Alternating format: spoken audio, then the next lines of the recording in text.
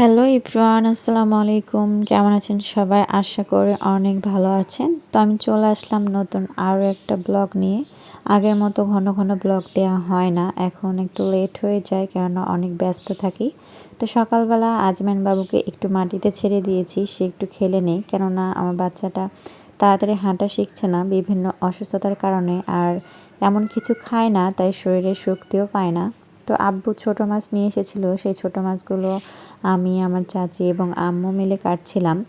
এগুলো হলো বিলের মাছ, ছোট ছোট চান্দা মাছ, সাথে কিছু পুঁটির মাছও ছিল। এই মাছগুলো কিন্তু পেঁয়াজ দিয়ে চচ্চড়ি করলে অনেক ভালো লাগে। যদিও এই মাছটা আজকে রান্না করা হবে না, এগুলো ফ্রিজে রেখে দেবে। তো আমরা যে শাকগুলো তুলে নিয়ে এসেছিলাম, সেই শাকগুলো আমার ভাবি ধুয়ে নিয়েছে এবং সাথে রয়েছে শিম, আলু এসব চচ্চড়ি করবে তার জন্য। আজকে একটু আমরা শাক পাতালতা এসবই খাবো। যদিও বাড়িতে আসলে মানে গ্রামে আসলে শাক পাতালতা এসবই বেশি খেতে ভালো লাগে, অন্য কিছু খেতে ইচ্ছে হয় না, কেননা সবসময় তো আমরা মাছ মাংস খেয়েই থাকি। সাথে ডিম ভাজি করবে। তো আমার বড় আপু আর আমার ভাবে মিলে রান্নার প্রস্তুতি নিচ্ছিল, আর পাশে আজমান বাবু খেলাধুলা করছিল।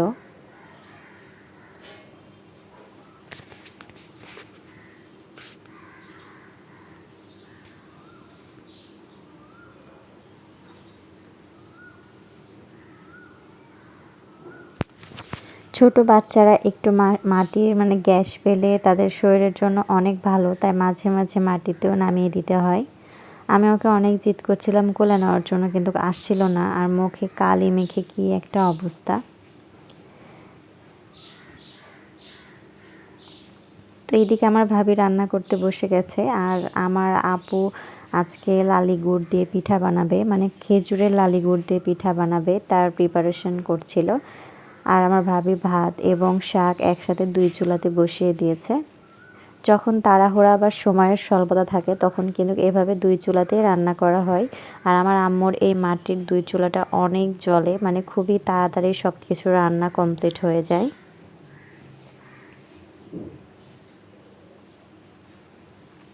আমার ভাবির হাতে রান্না কিন্তু অনেক মজা, এর আগেও আমি বলেছি আপনাদের। আত্মীয় স্বজন আসলে বা আমরাও যদি বাবার বাড়িতে আসি তাহলে তার হাতেই রান্নাই আমরা খাই। আমার বোন এখানে মোবাইল টিপছিল। তো অলরেডি লালি গুড়ের আর কি তৈরি করা হয়ে গেছে। তেমন একটা পিঠা ভালো হচ্ছিল না, লালি গুড় দিয়ে পিঠা তৈরি করা খুবই কঠিন ব্যাপার। ভাত তরকারি ওদিকে রান্না হচ্ছে, আর এদিকে আমার আপু লালি গুড় দিয়ে তেলের পিঠা মানে পাকোয়ান পিঠা বানানোর চেষ্টা করছিল। পিঠাগুলো কেন জানি ফুলছিল না, এতটা ভালো করে আটা মাখিয়ে নিয়েছে আর এতটা রুলস ফলো করেছে, তারপরেও পিঠাগুলো ফুলছিল না আর তলাতে লেগে যাচ্ছিল। আমার আপু কিন্তু যে কোনো পিঠা খুবই ভালো করে বানাতে পারে, বাট তারপরেও এই পিঠাটা কেন যেন হচ্ছিল না।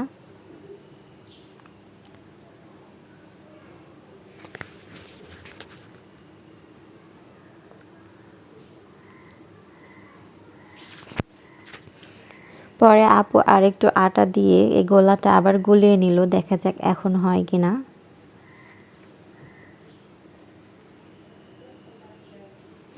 আমি বসেছিলাম একটা মানে চিকন মানে সিলভারের লাঠির মতো নিয়ে, ওটা দিয়ে আর কি আমি পিঠাটাকে ছাঁকবো, তাছাড়া অনেকগুলো তেল উঠে চলে আসবে। দেখেন তলায় কেমন লেগে যাচ্ছে, কিন্তু ফুলছে না।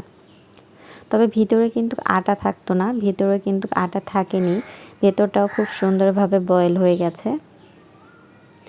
আপু আরও একটু আটা দিল, দেখা যাক এরপরও হয় কিনা।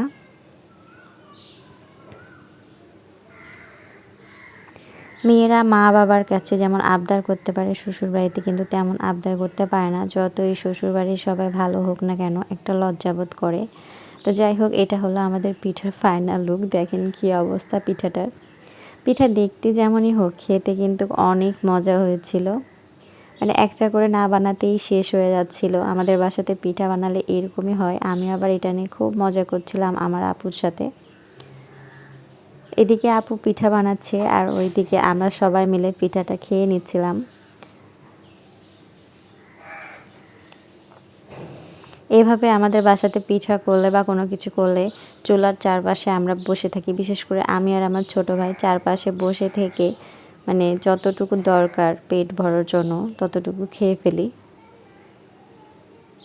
এভাবে চুলার পাশে বসে থেকে পিঠা খাওয়ার মজাই আলাদা। তো দেখেন আমাদের পিঠার ফাইনাল লুক।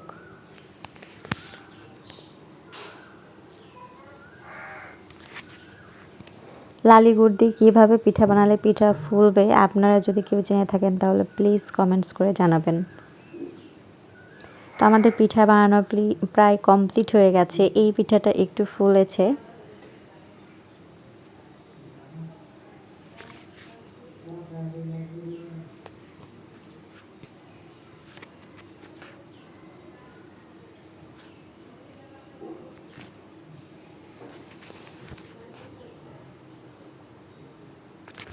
আমরা অপেক্ষা করছিলাম আস্তে আস্তে জাল দিয়ে যে পিঠাটা ফুলে কিনা। আসলে পিঠা বানাতে লাগলে সেই পিঠাটা যদি মনের মতো না হয় আর যদি না ফুলে তাহলে এতটা মন খারাপ হয়, মানে সেটা ভাষায় প্রকাশ করা যাবে না। তো পিঠা বানানো শেষ, রান্না বানানো শেষ। এখন আমার আম্মু চুলার পাড়টা সুন্দরভাবে লেপে নিচ্ছে। আমার আম্মু অনেক পরিষ্কার, সবসময় চুলার পাড় লেপে রাখে। তো আমার এই ব্লগটা কেমন লাগলো প্লিজ কমেন্টস করে জানাবেন। আর যদি আমার চ্যানেলে নতুন হয়ে থাকেন তাহলে প্লিজ সাবস্ক্রাইব করে পাশে থাকবেন। নেক্সট টাইম আবার চলে আসবো নতুন আরও একটা ভিডিও নিয়ে, আরও একটা ব্লগ নিয়ে। ততক্ষণ পর্যন্ত আপনারা সবাই ভালো থাকবেন।